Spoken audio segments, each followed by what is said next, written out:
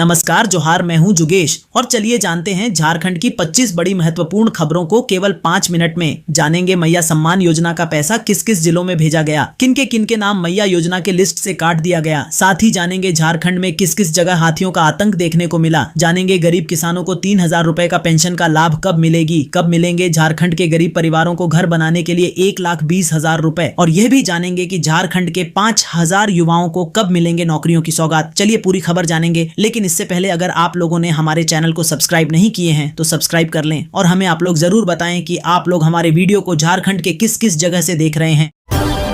चतरा जिले में जंगली हाथियों का आतंक थमने का नाम नहीं ले रहा है। सदर थाना क्षेत्र के नवोदय कर्म मोड़ के पास हाथियों के झुंड ने काम से लौट रहे 3 राजमिस्त्रियों पर हमला कर दिया। इस हमले में एक राजमिस्त्री की मौके पर ही मौत हो गई, जबकि 2 अन्य गंभीर रूप से घायल हो गए। मृतक की पहचान मनोज भुइयां के रूप में हुई है। वहीं घायलों में 30 वर्षीय विकास भुइयां और 35 वर्षीय कामेश्वर भुइयां शामिल हैं। तीनों बरवाड़ी मंजराही गाँव के निवासी बताए जा रहे हैं। तीनों मजदूर दिन भर काम करने के बाद पैदल घर लौट रहे थे। घायलों के अनुसार जैसे ही वे कर्म मोड़ के पास पहुंचे, अचानक हाथियों का झुंड जंगल की ओर से निकल आया और उन्हें चारों तरफ से घेर लिया। इससे पहले कि वे कुछ समझ पाते या भागने का प्रयास करते, हाथियों ने हमला कर दिया। बताया गया कि हाथियों ने मनोज भुइयां को सूंड से उठाकर जमीन पर पटक दिया। इसके बाद पैरों से कुचल दिया, जिससे उसकी मौके पर ही मौत हो गई। वहीं विकास भुइयां और कामेश्वर भुइयां भी हाथियों के हमले में गंभीर रूप से घायल हो गए। किसी तरह आसपास के लोगों ने शोर मचाया, तब जाकर हाथी जंगल की ओर लौटे। सूचना मिलने पर स्थानीय लोग और प्रशासन मौके पर पहुंचे। घायलों को पहले सदर अस्पताल में प्राथमिक उपचार दिया गया, जिसके बाद विकास भुइयां को रांची स्थित रिम्स और कामेश्वर भुइयां को हजारीबाग रेफर कर दिया गया। सीमा पंचायत के पूर्व मुखिया मिथिलेश सिंह ने बताया कि सोनपुर और रामपुर गांव में बीते 1 सप्ताह से हाथियों का झुंड डेरा डाले हुए हैं। इस दौरान हाथियों ने न सिर्फ इंसानों पर हमला किया है, बल्कि आलू, सरसों और गेहूं की फसलों को भी भारी नुकसान पहुंचाया है। कई घरों को भी हाथियों ने तोड़ दिया है। ग्रामीणों का आरोप है कि बार बार सूचना देने के बावजूद वन विभाग की ओर से कोई ठोस कदम नहीं उठाया गया। हाथियों की दहशत के कारण लोग शाम होते ही घरों में दुबकने को मजबूर हैं।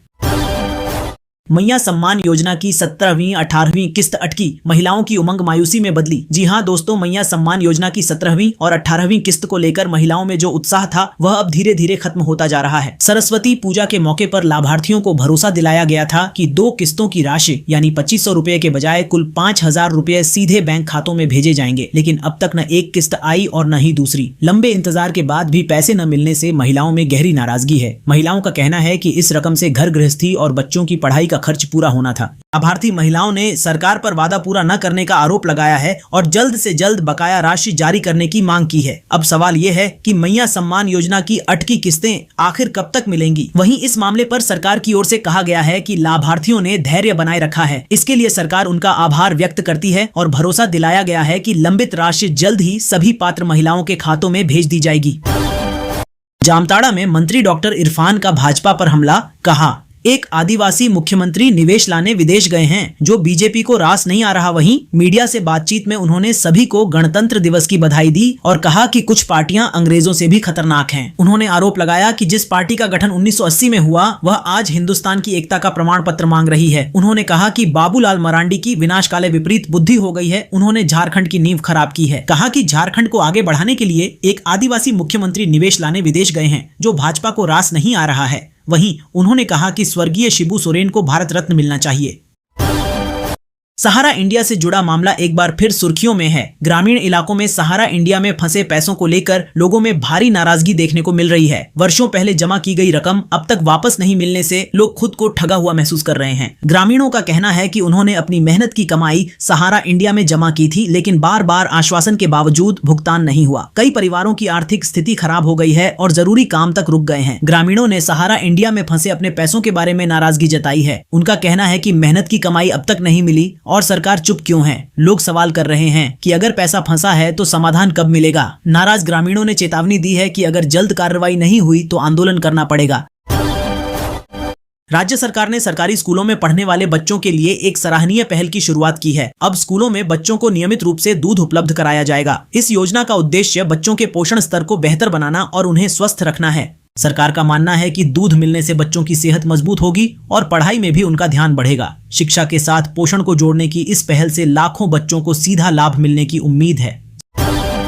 झारखंड में मौसम का मिजाज तेजी से बदल रहा है। जनवरी के आखिरी हफ्ते में ही ठंड लगभग विदाई के कगार पर पहुंच गई है। दिन में लोगों को गर्मी सताने लगी है। मौसम विभाग के पूर्वानुमान के अनुसार अगले 2-3 दिनों तक राज्य में मौसम शुष्क रहेगा। अधिकतम तापमान 30 डिग्री सेल्सियस के आसपास बना रह सकता है। हालांकि 29 से 30 जनवरी के बीच बादलों की आवाजाही बढ़ेगी और कुछ जिलों में हल्की बारिश के आसार हैं। इसके बाद उत्तर पश्चिमी हवाओं के असर से तापमान में हल्की गिरावट हो सकती है, जिससे फरवरी की शुरुआत में सुबह शाम फिर से ठंडक महसूस होने की संभावना जताई गई है।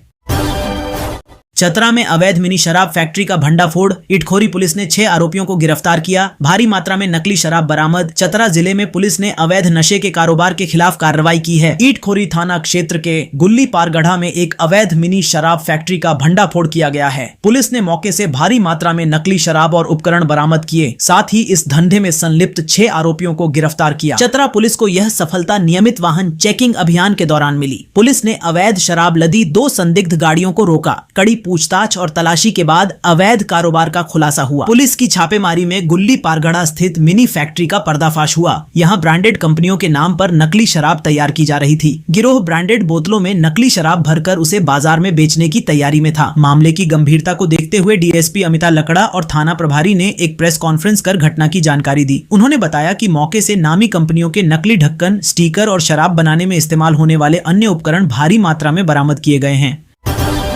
पश्चिमी सिंहभूम जिले के सोनुआ थाना क्षेत्र अंतर्गत मोहलडीहा गांव के बजरंग बली एवं शिव मंदिर में शिवलिंग के साथ तोड़फोड़ किए जाने से ग्रामीणों में भारी आक्रोश फैल गया। आरोप है कि पश्चिम बंगाल के मुर्शिदाबाद निवासी एक युवक ने मंदिर परिसर में घुसकर शिवलिंग और अन्य धार्मिक प्रतीकों को नुकसान पहुंचाया। आरोपी की पहचान हाकिम शेख के रूप में हुई है। वह पेशे से राजमिस्त्री बताया जा रहा है। सोनुआ क्षेत्र में ही रहकर काम करता था, जिसके बाद आरोपी को पुलिस के हवाले कर दिया गया। इस घटना के बाद गांव में तनाव का माहौल बन गया। बड़ी संख्या में ग्रामीण मंदिर परिसर के पास जुट गए और आरोपी के खिलाफ सख्त कार्रवाई की मांग को लेकर हंगामा करने लगे। स्थिति को नियंत्रित करने के लिए पुलिस को अतिरिक्त सतर्कता बरतनी पड़ी। ग्रामीणों की लिखित शिकायत पर सोनुआ थाना पुलिस ने मामले की प्राथमिक जांच करते हुए संबंधित धाराओं में केस दर्ज कर आरोपी युवक को गिरफ्तार कर लिया है। पुलिस ने किसी भी अप्रिय स्थिति से निपटने के लिए गांव में निगरानी बढ़ा दी है।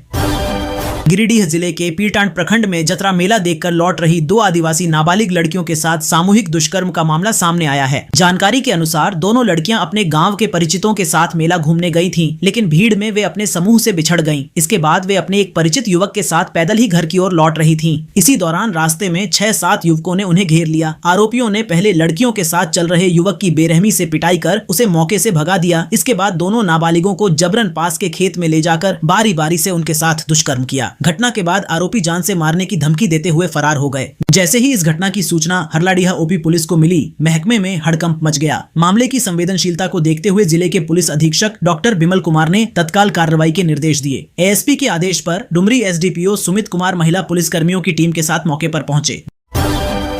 राशन कार्ड व्यवस्था में हुए बड़े बदलावों के बाद कई इलाकों में ग्राहकों को राशन मिलना बंद हो गया है, जिससे गरीब और जरूरतमंद परिवारों की चिंता बढ़ गई है। अचानक राशन न मिलने से लोग राशन दुकानों और सरकारी दफ्तरों के चक्कर लगाने को मजबूर हैं। सरकार द्वारा हाल ही में ई-केवाईसी और सत्यापन अभियान चलाया गया, जिसके तहत कई राशन कार्डों की जांच की गई। इस प्रक्रिया में जिन लाभुकों की जानकारी अधूरी पाई गई या जो लंबे समय से राशन नहीं उठा रहे थे, उनके नाम सूची से हटा दिए गए। ग्राहकों का कहना है कि बिना पूर्व सूचना के नाम कटने से उन्हें भारी परेशानी हो रही है। खासकर महिलाएं और बुजुर्ग इस स्थिति से ज्यादा प्रभावित हैं। विभाग की ओर से कहा गया है कि यह बदलाव पात्र लाभुकों को सही लाभ देने और पारदर्शिता बढ़ाने के लिए किया गया है। जिन लोगों का नाम गलती से कट गया है, वे आवश्यक दस्तावेजों के साथ आवेदन कर दोबारा अपना नाम जुड़वा सकते हैं। झारखंड में लंबे समय से लंबित नगर निकाय चुनाव को लेकर बड़ी तस्वीर साफ हो गई है। राज्य निर्वाचन आयोग ने मंगलवार को चुनाव की घोषणा कर दी है। सभी नगर निकायों में 23 फरवरी सोमवार को वोटिंग होगी। निकायों में मतदान एक ही दिन होगा। वोटिंग बैलेट पेपर से कराई जाएगी। वहीं 27 फरवरी को वोटों की गिनती की जाएगी। मतदान सुबह 7 बजे से शाम 5 बजे तक होगा। 29 जनवरी से 4 फरवरी तक नामांकन की तिथि रखी गई है। 5 फरवरी को स्क्रूटनी की जाएगी। नामांकन वापस लेने की अंतिम तारीख 6 फरवरी होगी। इसके बाद कैंडिडेट्स को 7 फरवरी को चुनाव चिन्ह आवंटित किए जाएंगे। राज्य से बाहर आपदा में मौत पर मिलेगा मुआवजा। आपदा प्रबंधन की राज्य कार्यकारिणी ले चुकी फैसला। राज्य आपदा प्रबंधन प्राधिकार की बैठक में लगेगी मुहर। आपदा में जान गंवाने वाले झारखंड के लोगों के परिजनों को बड़ी राहत देने की तैयारी है। अगर राज्य के किसी भी व्यक्ति की राज्य से बाहर भी कहीं आपदा से मौत होगी तो उनके परिजनों को मुआवजा मिलेगा। आपदा प्रबंधन की राज्य कार्यकारिणी समिति ने इस पर फैसला ले लिया है। झारखंड राज्य आपदा प्रबंधन प्राधिकार की बैठक में इस पर अंतिम मुहर लगेगी।